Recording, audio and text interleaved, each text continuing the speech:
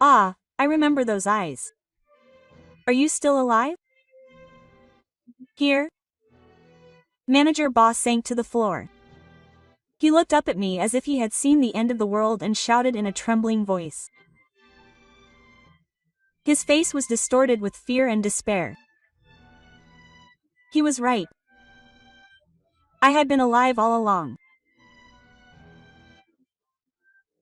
I had been quietly waiting for this moment, covered in sweat and pride, at the lowest point in this company. Someone like you, who only sees people's hearts in terms of money, will ruin the signboard of the product we put our heart and soul into. The complete comeback that had taken place over the past 5 years was about to end.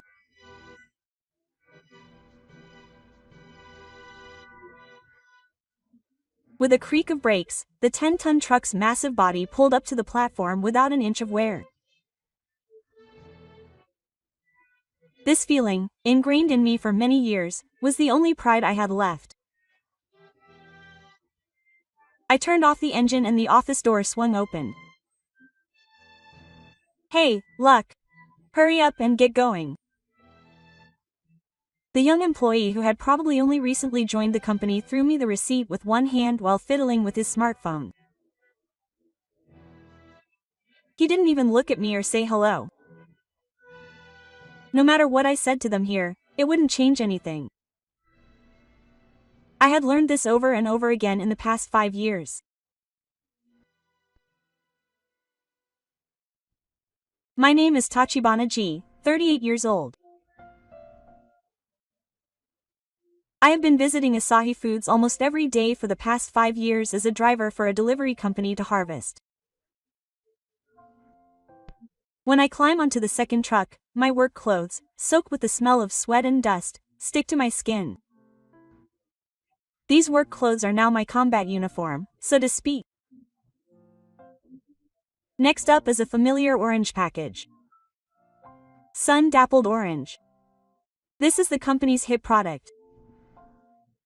I carefully lift the cardboard box with both hands, taking care not to crush the corners, and carefully place it on the blanket spread out in the corner of the second truck, as if it were a treasure. That's when it happened. Excuse me. A woman in a suit runs up to me, out of breath.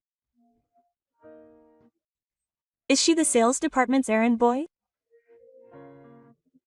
She is desperately holding the heavy cardboard box. Unable to bear the sight, I take the box and put it on the second truck. Wow, that was a big help. Thank you for always transporting the products. Oh, call me Nita-san. She bows deeply. I wonder when was the last time I received such a proper greeting.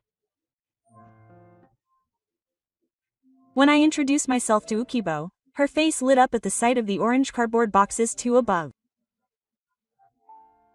It was a smile of concern. Oh, I really like this product. When I drink it, I feel energized.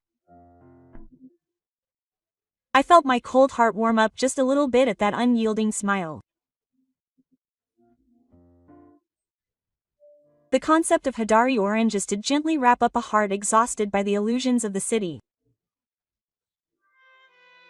It's the kind of juice that a grandmother in the countryside would make for her grandchildren. I see. That's good.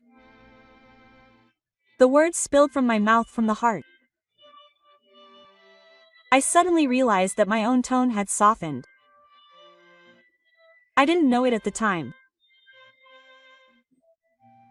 That her smile would turn into tears. Asahi Foods sales department in the early afternoon. The area was lively with the sound of phones ringing and keyboards typing.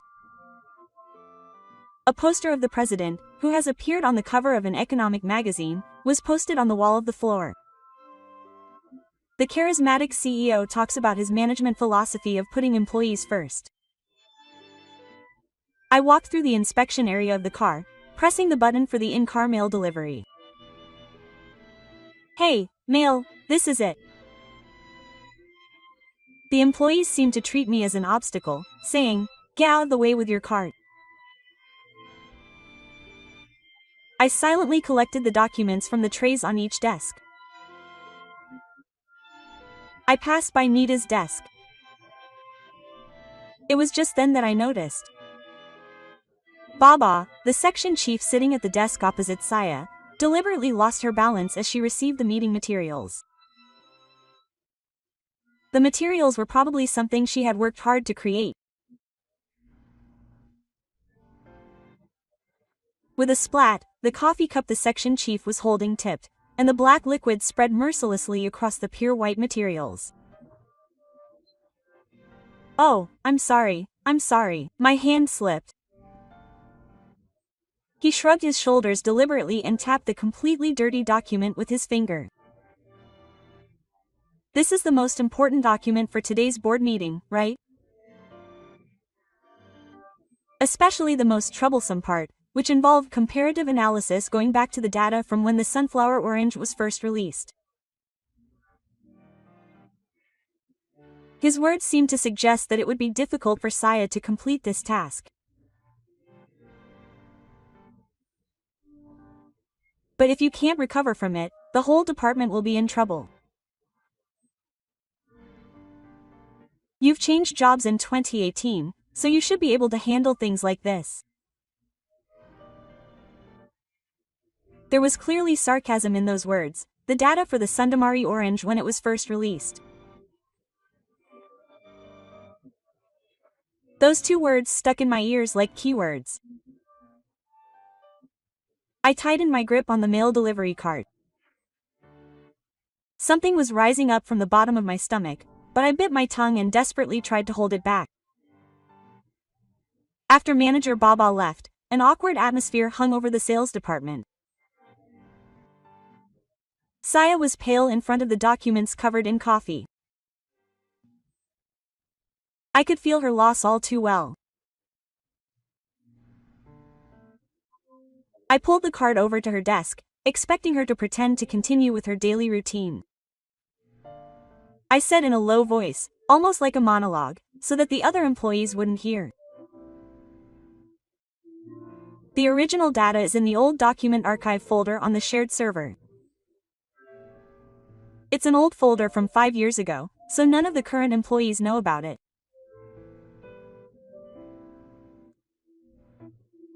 Well, I collected the mail files from the tray on her desk and pushed the cart past the place.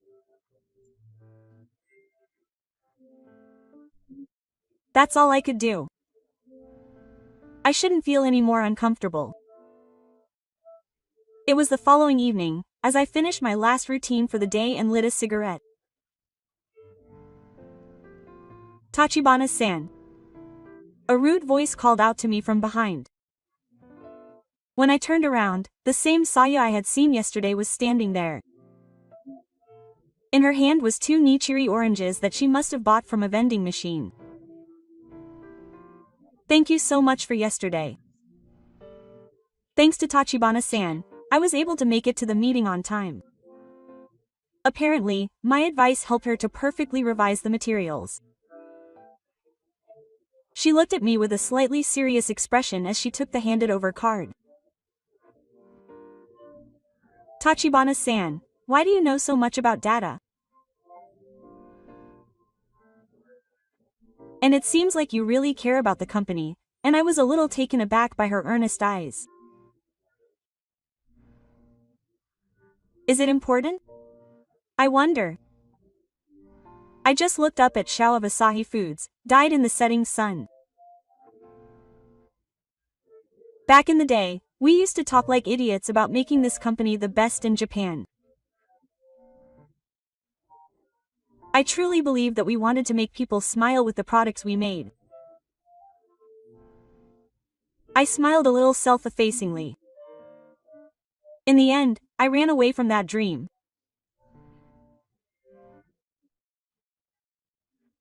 But what I wanted to protect wasn't just a company, it was the ideal of a company where honesty was funny, the promise I made to her back then.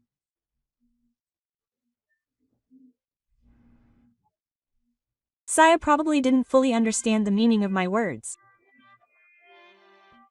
Still, she listened silently. Somehow, I was grateful for that.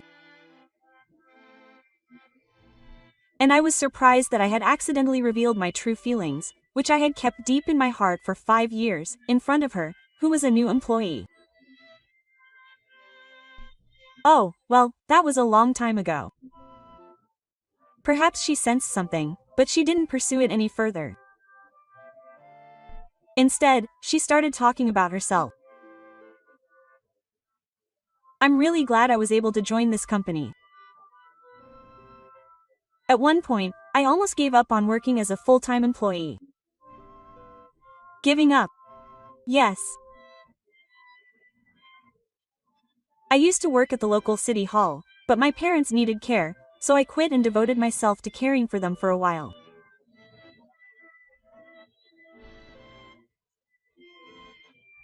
So now I'm a new employee, just a second-year graduate.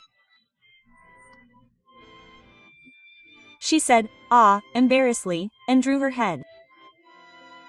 Sacrificing your career for your parents. There aren't many people who can make that choice. It must not have been easy. I see. You're admirable. She stared at me with a smug expression as her true feelings spilled out of her head and mouth. Her expression, reminiscent of a small animal, was somehow eerie. I felt a little uncomfortable and instinctively looked away. No, it's nothing. Are your parents okay now? When I asked her that, her smile became proud. Yes. Thanks to you, I'm completely fine now. So now I have to work hard, and even though I'm causing a lot of trouble, I'll do my best to become a full-fledged employee as soon as possible. She declared this while clenching her small fists tightly. This girl really does have a dazzling smile like Hawari. Seeing her trying her best, I realized that my mouth had relaxed without me realizing it.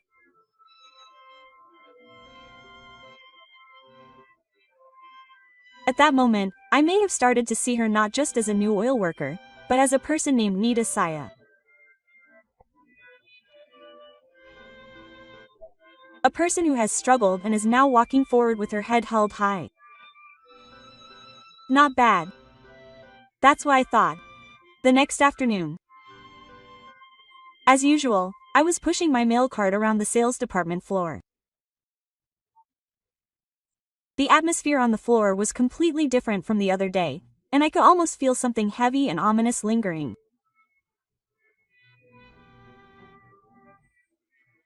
As I passed by the fueling and refueling room, I could hear the whispers of Director Baba and his subordinates circling from inside. So, have you found anything? Who set that woman up with this? I checked her computer, but there was nothing of the sort in the email or chat history. So how did she go back and recite that document? A voice of disgust echoed. After a moment of silence, the subordinate timidly spoke. There was just one thing that had been rumored among the guys on the floor. Rumor? What? Tell me. Yes. It seems that the usual driver came to Mr. Nita's place that day and said something to him. Apparently, the two of them have been seen talking at the loading dock many times recently. The driver. Oh, that dirty delivery guy. I see. So he was sent in directly. There's no evidence left on the street. But how does that delivery man know how to read the documents? That's a mystery. Does he know anything about it? Does he have someone he knows in the car? I don't like it. I stopped the cart and held my breath. On the other side of the wall, a veil of guilt was being exchanged. It was obvious that the malice directed at me would eventually be directed at her. Listen, keep a close eye on that delivery man and that woman. If you find out anything, report it immediately. I'll completely destroy them. I left the place, being careful not to make a sound. I felt a cold sweat running down my back. My actions had made that Ernest say a target for Bob. I felt a sense of innocence towards myself and anger towards Bob welling up inside me. It was in the evening, when I had finished the last week of the day and was eating my luck. Tachibana-san, Saya, called out to me. Just like last time, she was looking at me with 2 Hitama oranges in her hands. Tachibana-san, I've been enjoying my work lately. She continued happily, though gritting her teeth. It must be thanks to Tachibana's advice. Thank you.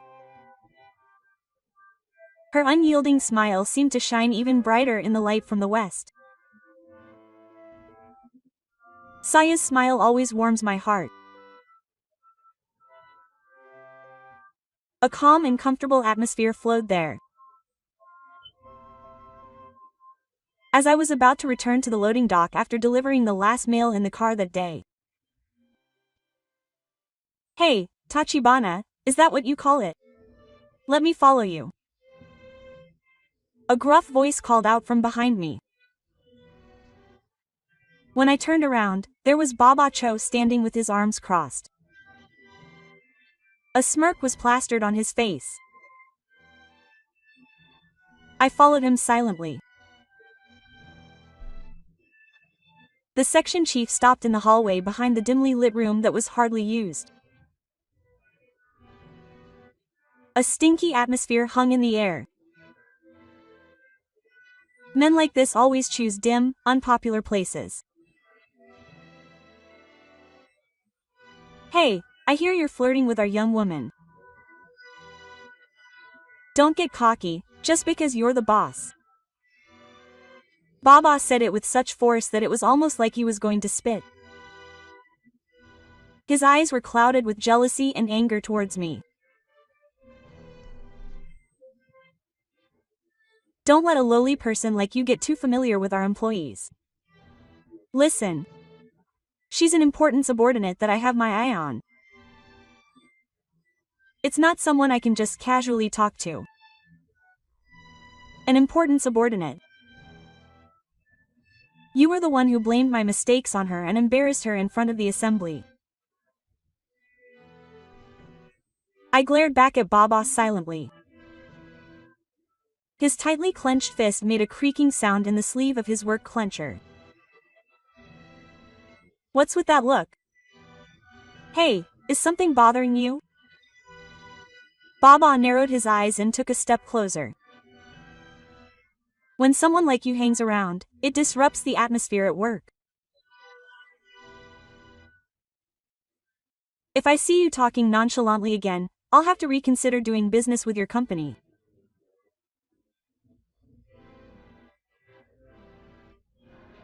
Besides, there are plenty of other alternative companies besides a crappy shipping company like yours.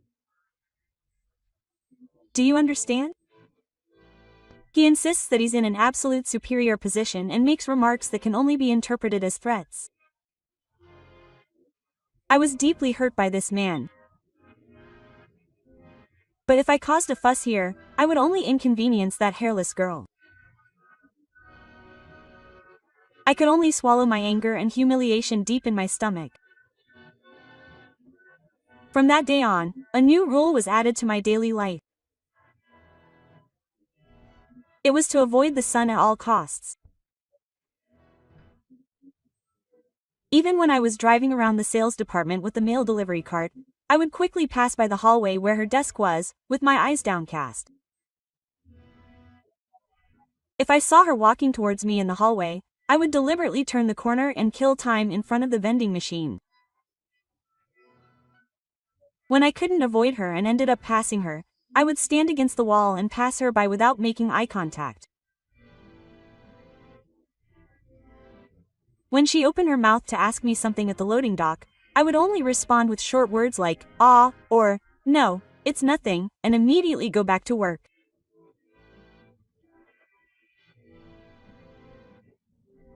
Of course, Saya must have noticed that something was wrong. One day, she called out to me in the hallway. "Tachibana-san, did I do something rude to you?" There was a lonely little hint of confusion in her voice. It broke my heart. But this was the only thing I could do to protect her at that moment. "Sorry, but I have to get going now." "Ah, yes, excuse me." A faint voice can be heard from behind me while I'm working. Desperately suppressing the urge to turn around, I head to the driver's seat of the truck. If a delivery man like me is around Saya, she'll only attract more attention from Baba. Her smile was splattering my mind and making my chest tighten. In the end, I had no choice but to grin at my own harmlessness.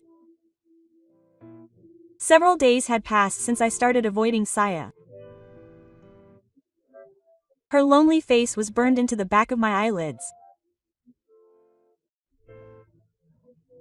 But if keeping my distance would help her avoid Baba's obsession, then that was fine. That's all I could tell myself. That day, after finishing loading and unloading the goods at the warehouse and getting drenched in sweat, Suzuki-san, who was in charge of the full cub warehouse, spoke to me with a smirk and a meaningful expression on his face. "Don't look at Tachibana-chan. More importantly, did you hear? Apparently there's some troubling talk going on in the sales department again." Suzuki, who is in his mid-50s, knows the ins and outs of this company. He's an insider. The shady stories he tells are usually a sign of something more than six. "Another old boss?" Suzuki smirked again, as if he were a good guy. Apparently, the expenses for extravagant meetings with a business partner who does everything was rejected by his superiors as inappropriate. And apparently it was a considerable amount. He was severely pressured by the higher-ups. It was a story that was typical of a man who mistakenly believes that the company's money is his own wallet.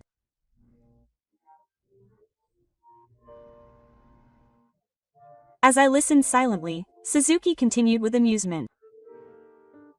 "Well, that's how he's always been. He blames all his mistakes on the education department. I wonder if some young person is being burdened with unreasonable numbers to make up for the gaps right now and is taking the brunt of it. Oh, by the way, didn't a new person join the sales department recently?" When I heard the words of Suzuki, a serious-looking second-year graduate, Saya's face flashed through my mind. "I'll do my best to become a full-fledged employee as soon as possible." The sight of her clenching her small fists as she said this made my heart ache. I left the place and headed to the sales department with the mail delivery cart in my hand. A bad feeling rose up my spine like a cold snake. The moment I stepped onto the sales floor, I felt the icy air on my skin. The bad feeling I had earlier had become a reality in the worst possible way. In the back of the floor, the manager was leaning forward with his hands on his desk, looking down. "How do you explain this loss? The numbers don't match. The order slip? How much do you think I have to bow my head to everyone because of you?" That harsh voice echoed throughout the bath. The surrounding employees pretended to be working, but their eyes were fixed on the two fairies. This wasn't a dojo or anything. It was just a look of masochism and a sense of relief that the manager's anger wasn't directed at me. I've seen this kind of scene more than enough over the years. They're using one weak person as a scapegoat to turn a blind eye to the distortions in the organization. And no one helps them or tries to help them. It's just as Suzuki said. They're trying to push the loss of their own money onto her. Saya looked down, her face so stern it was pitiful. Her shoulders were shaking slightly, and it looked like she was desperately trying to hold something back. I could hear her apologizing in a weak voice, but it only added fuel to the fire. This isn't something that can be resolved with an apology.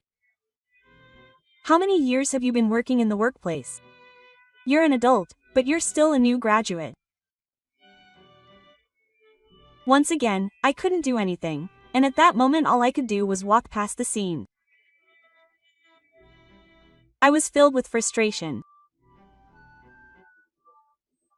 My heart felt like lead, and at the end of the day, I pulled the truck into the loading dock. According to the office, only the sales department floor was lit up. Feeling uneasy, I quietly peered out onto the floor, trying not to make a sound. Saya was there, sure enough. A half-empty can of juice, the only person staring at the computer screen. A monitor full of unfinished notes. Her back looked much smaller and more frail than when I had seen her during the day. Only the sound of peaky waiting echoed loudly in the silence of the night on the floor. As I approached Saya, I noticed that her entire body was trembling slightly. Tears were falling onto her hands as she typed on the keyboard. A white envelope was placed in the corner of her desk. It had the words "resignation letter" written on it. "Are you still here? What are you doing?" She shook her shoulders and raised her face slowly at the sound of my voice. Her eyes were bright red. I could tell at a glance that she had been crying. It was Tachibana's voice.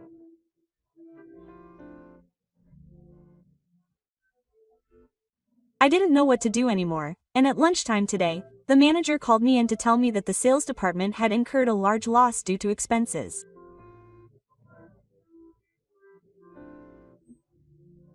She spoke in a halting but desperate manner. But I hadn't made any mistakes in ordering.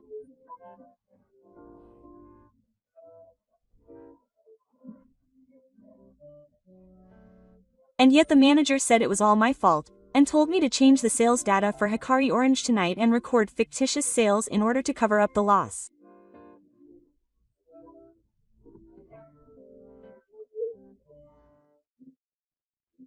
Tears once again overflowed from her large eyes. This was no longer just a case of power harassment. It was undoubtedly complicity in criminal behavior. I had to cover up the miso and make up for the losses by tomorrow morning. I didn't want to do something so wrong. But if I refused, I would lose all business with Tachibana's company because of me. So I couldn't say no.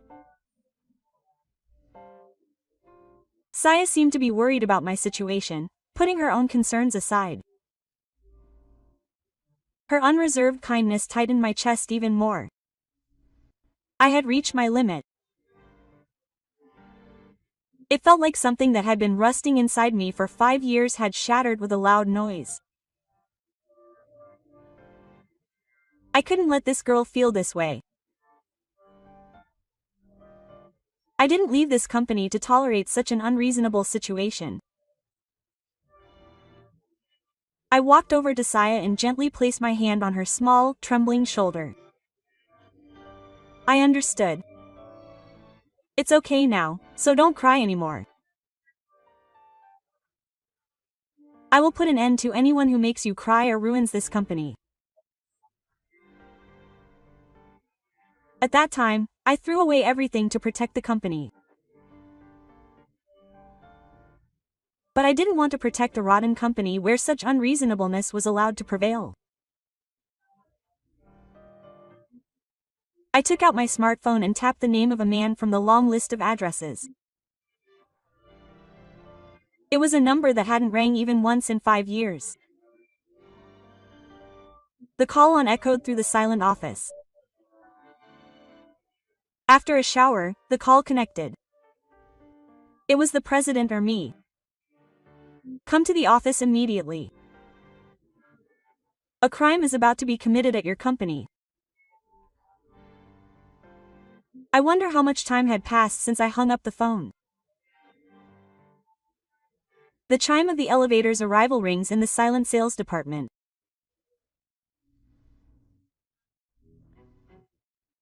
And then, from the other end of the hallway, the sound of hurried footsteps in heavy shoes heads straight for us. A man bursts into the sales department, out of breath. He loosens the tie of his expensive suit a little, and sweat is beading down his forehead, but his eyes have not lost their calm light. The man who appears is Asahi Makoto, the head of Asahi Foods. Why is the president here? Saya desperately tries to understand the situation with her already panicked mind. I can clearly feel the bewilderment in Saya, who just stands there in a daze. Tachibana, what on earth happened? I opened my mouth while reassuringly supporting Saya's shoulders, which were still shaking slightly. This guy was being framed by Baba-san. And that's not all. He was almost being used as an accomplice in a crime. My explanation was incredibly clean. I told him the facts without any emotion about who did what. Makoto listened silently until I spoke. He glanced down at Saya once and then looked me in the eyes again. His expression was distorted with pain, and he must have understood in an instant how I had felt about this company for the past 5 years. I see. I won. It was Nita-san, wasn't it? It must have been tough, but it's okay now. After saying some kind words to Saya, Makoto quietly took out his smartphone and called his secretary. It's me. You don't need to tell Baba-san the reason for contacting him. It's the president's orders. Just tell him to come to the uterus sales department. His voice no longer belonged to the gentle young manager I see in the media. It was the sound of a fierce king who would never forgive the injustice that had occurred in his own castle. The stage for the judgment that was about to begin was not the president's office. A single earnest employee was about to be made to commit a crime. This was the scene. Breaking the silence of 5 years, the counterattack finally begins. Breaking the silence of the night, the slightly soaked department manager Baba rushes into the sales department. He must have changed his clothes in a hurry. He is wearing a rumpled shirt and slacks. His disheveled attire tells of his old-fashioned nature. President, what on earth happened in the middle of the night? When Baba saw Makoto, he bowed in a humble manner. However, as soon as he saw Saya and me standing next to him, his face twisted in surprise and discomfort. What is it? Why are you all here? Well, I'll leave him alone, he said coldly. Come sit down, Department Manager Baba, we'll talk later. Baba reluctantly sat down in the chair at the sound of his uncontrollable voice. I sat down in his waiting chair and dismissed Baba. Boss, what's going on here? No one answered Baba, who was holding his breath. I took the IC recorder out of my pocket and pressed the play button. Hey, Tachibana-chan, did you hear that? It seems that Baba, the manager of the sales department, or Nanomi, is having a dispute over expenses. Oh, what's this? Suzuki? Baba seemed to immediately realize that the voice belonged to Suzuki. I always carry an IC recorder with me because of a bitter experience I had in the past. When Suzuki, who was in charge of the warehouse, said he had something suspicious to say, I reflexively decided that I had to record it. I opened my laptop and turned the screen toward Baba. This is the log of the email you sent to Saya, instructing her to collect data. It seems that you deleted it immediately after sending it, but that's too bad.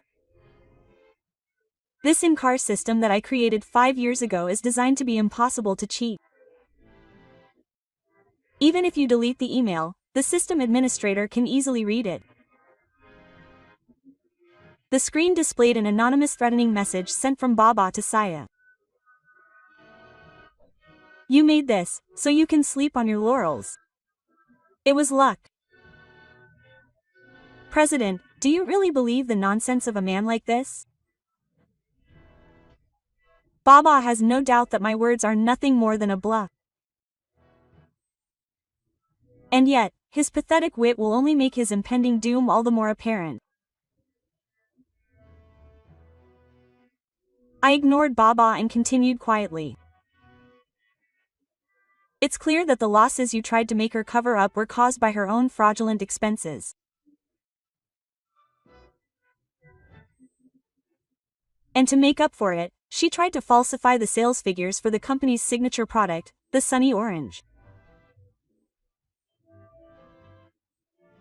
I slowly stood up and looked Baba straight in the eye. This product, which we had poured our hearts and souls into, was about to be damaged by this man. I could tell that I was right. This anger was no longer about the system's faults. The concept of Hikari Orange was the taste of a country grandma that would soothe a heart weary from the city. People like you who only see the heart and money, don't damage that sign. As he said that, the tired old lady let out a scream. This is hot. It's all his heat. Makoto quietly cut off his words. But he said it in a voice that echoed throughout the bath. Will you please be quiet? Tachibana, who is here, has created many hit products with this company. He is a legendary developer and my best friend. There's no way he would lie to me. At those words, not only Baba but also Samoy, who was next to me, looked up at me. Both of them opened their eyes wide in disbelief. The image of the person described by the president didn't match the one driver who always seemed to be at odds with him. It's no wonder. Manager Baba, do you remember what happened 5 years ago? Makoto spoke calmly but in a tone that left no room for argument. There was a trap that you guys at Full Cubs set up to bring me down from the position of president, wasn't there? I didn't miss the slight twitch in Baba's face at the word information leak.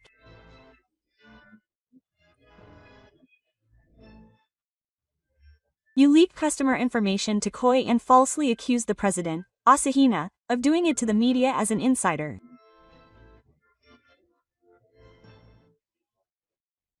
Because of that, I was fiercely pursued by shareholders and the media, and I ended up going through hell. Makoto's voice trembled slightly. Perhaps he was remembering the humiliation he felt at the time. It was Tachibana who saved me. At that time, Tachibana left the company, taking all the crimes you had orchestrated on his own, in order to protect my future and the company's future. Even though you were the real traitors. Makoto's voice was filled with the guilt he had been suppressing towards his best friend for many years, and the deep anger he felt towards the man in front of him. I can't let this company, which such a man tried to protect, be hurt any further by a man like you who would sacrifice people to protect his own policies. Hey, wait a minute. This man is Tachibana Shuji. That's ridiculous. Baba shook her head in disbelief. And you're nothing more than a dirty piece of luck. He said that and stared at me intently. I silently removed the cap I had been wearing. Ah, I remember those eyes. You're still alive? At this point, all the blood drained from Ba's face. After leaving Hanada Foods, I moved to a small transportation company to avoid the public eye.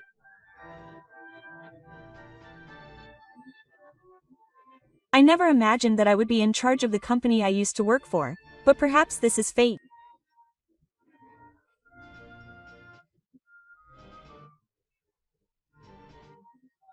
With my long hair, clean beard, and driver's cap, Ba and the other employees probably didn't realize that I was their former colleague.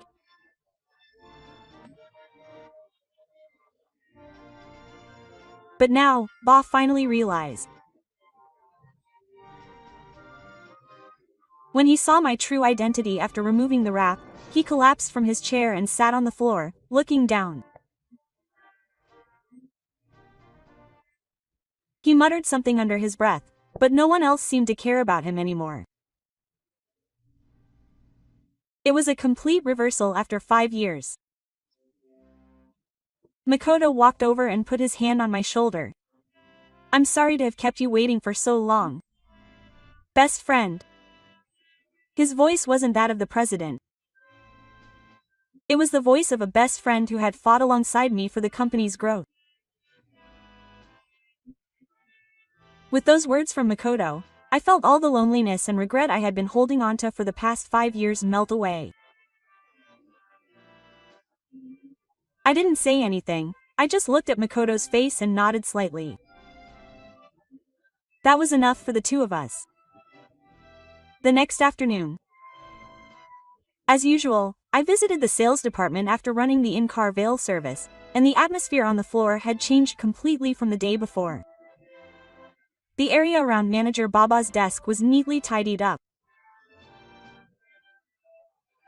When the employees saw me, they awkwardly greeted me or hurriedly looked away, and the entire car was abuzz with rumors about the legendary Tachibana. As I continued to drive the cart down the floor, I could hear the employees who had been Manager Baba's assistants until yesterday gathered together and talking about something. Hey, did you hear that? Manager Baba. Apparently, it's not going to end with just that. Oh, I heard that the company has decided to file criminal charges over the fraudulent expenses and the nuclear sales pattern. I've also heard that the police are getting involved. Whoa, seriously? We won't get caught up in this, right? That guy, Maro, deserves what he gets. He had been fired from his company, and on top of being sued by the state, he was also exposed in the media as the new culprit in the information leak incident 5 years ago. It would be difficult for him to properly reintegrate into society. But strangely enough, my heart would not clear up. There was someone I was more concerned about than Ba. My eyes caught sight of Sei packing her personal belongings into a small cardboard box in the corner of the floor. Is she going to hand it in? A letter of resignation was on her desk. Saya stared at the envelope and slowly tore it up in front of me. That's what I thought. But I guess I don't need this anymore. I'll do my best at this company that Tachibana-san protected. There were no more tears on her face. There was a strong smile, as if she had let go. A few days later, I was on the rooftop of Asahi Foods, gazing absently at the setting sun. I leaned against the fence and smoked a cigarette. The atmosphere in the car had changed completely since that first glance, but my daily life hadn't changed at all. That was fine. I thought that was fine. Tachibana-san. A gentle, warm voice came from behind me. I knew who it was without even turning around. Saya was standing in the setting sun. In her hands were 2 bonfire oranges. Drinking this juice together had become a small routine between the two of us before we knew it. I silently accepted one, and we stood side by side, gazing at the cityscape dyed in the sunset. There was no awkwardness or beauty in the silence that passed. It was a calm and comfortable one. Eventually, I could feel her gently inhaling as if she had made up her mind about something. When her lips began to move slightly, I spoke before she could. Saya, it was the first time I had called her by her name. Saya looked at my face in surprise. Her large eyes sparkled and swayed in the reflection of the setting sun.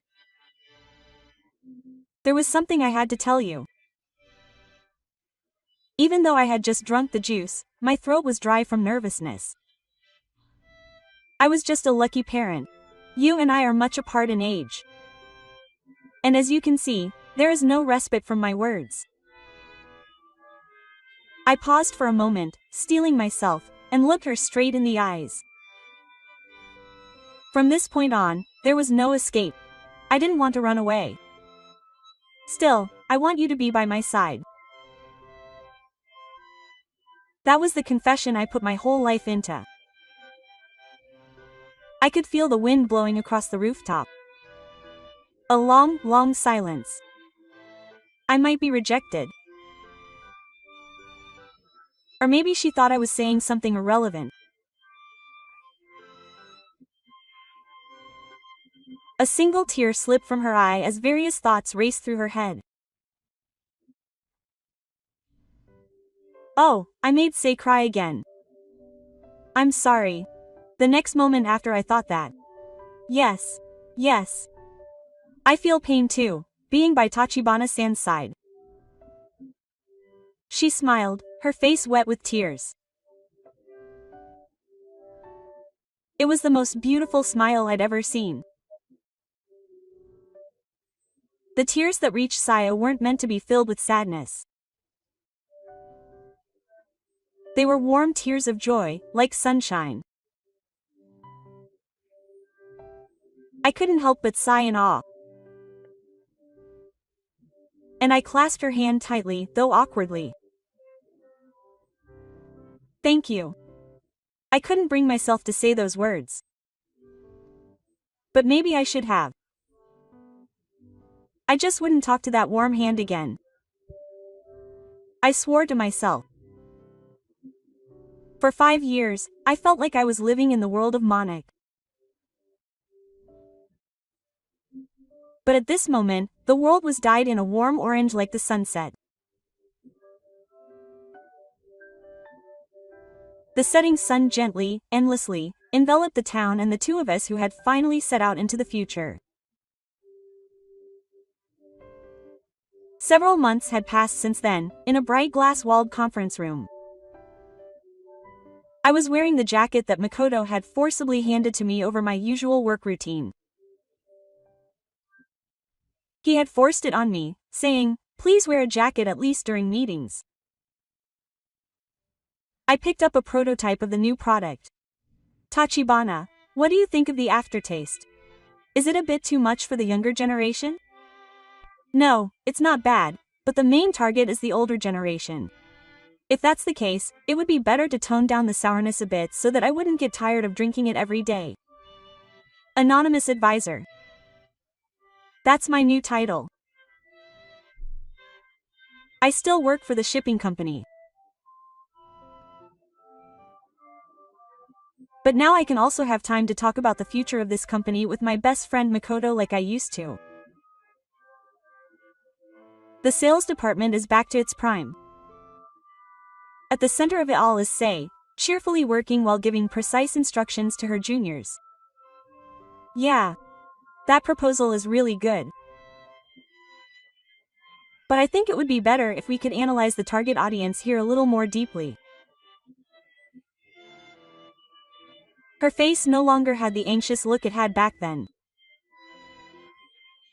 Now, Saya has grown into a respected member of the sales department. The expressions of respect directed at her are filled with the trust of her colleagues. On a late afternoon, I was driving my beloved truck along a scenic road outside Takano.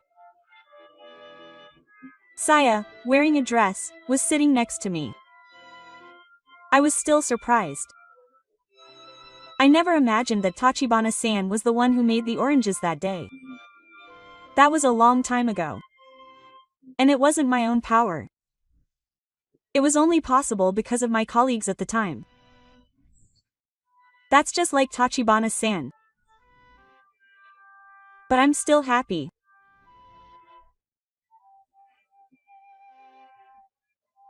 It feels like fate that the product I love the most was made by the person I love the most, and I was calmly holding the wheel while hammering my hammer into her love. Wow, Tachibana-san, look at that. The Nanohana are so beautiful. They're so pretty. We parked the truck in the parking lot by the riverbed and sat down in both cars. The flowers of the oak tree are scattered all around, and the sound of birds fishing can be heard. She spreads out a homemade lunchbox with a slightly burnt omelette and octopus sausages. She may be the king of weapons, but you can tell at a glance that it is filled with love. I can't help but smile as I imagine her cooking. Oh, I messed up the omelette a little. It burned. Sorry about that. No, it's delicious. To me, it's the best omelette in the world. After saying that, she blushed and lightly patted my shoulder. My heart was filled with warm, happy feelings. The two of us talked endlessly and laughed together. Looking at Saya's adwa makes me feel happy from the bottom of my heart. Peaceful, fulfilling, and satisfying times flow by slowly. I wish these moments could last forever. She hands me some tea. A silver ring shines in the light on the ring finger of her left hand. It has the same design as the one on my finger. Looking at the two rings, I realize once again, I'm not alone anymore. I now have a future to protect, and an irreplaceable treasure that I have sworn to live with.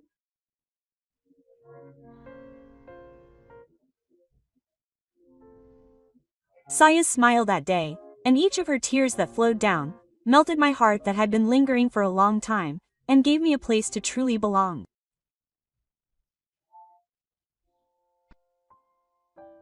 Thank you for watching. How did you like this story? If you enjoyed it, please give it a like and comment that Kasuka is the best. It would be a great encouragement. Also, please subscribe to the channel at the bottom of the screen now and click the bell icon for notifications. You will be the first to enjoy newly posted videos. There are many other wonderful videos, so please watch another one if you like.